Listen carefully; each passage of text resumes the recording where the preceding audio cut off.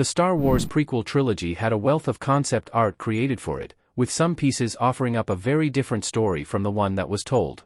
The Star Wars prequel trilogy was low-ranked when each film was released in 1999, 2002, and 2005. While public perception of the trilogy has since improved, one thing that has always been praised is the visual style, designs, and concepts for each film.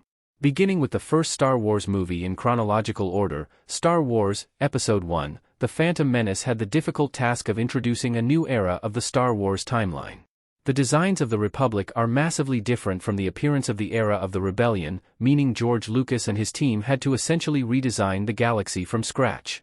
This is a similar task facing upcoming Star Wars TV shows like The Acolyte, with the High Republic being featured in live action for the first time.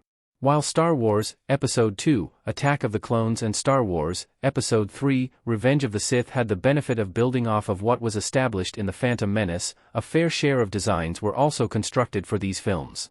This meant that the prequel trilogy, as will be the case for the slate of upcoming Star Wars movies, was entirely constructed using concept art from weapons and aliens to character designs and planets. Interestingly, some prequel concept art elements were very different from the final movies, offering inherently altered stories if they were implemented on film. Obi-Wan Kenobi was originally a lone Jedi Master in Star Wars, Episode I. The intended role of Obi-Wan Kenobi was eventually changed to introduce Qui-Gon Jinn. Arguably the biggest change from Star Wars, Episode I, The Phantom Menace's concept art concerns the role of Obi-Wan Kenobi.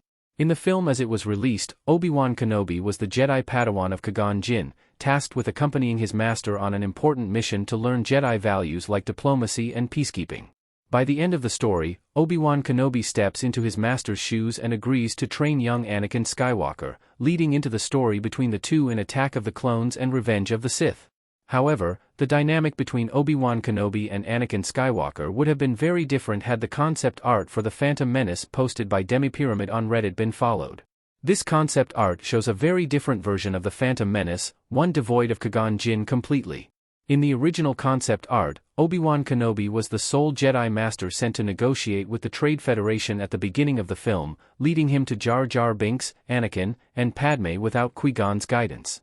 Given that Qui-Gon Jinn is now such a big part of Star Wars canon, this concept art would have changed the prequel trilogy on a major scale. For one, Obi-Wan would have been more of a father figure to Anakin from the beginning rather than a brotherly figure, recontextualizing their reunion in the original trilogy.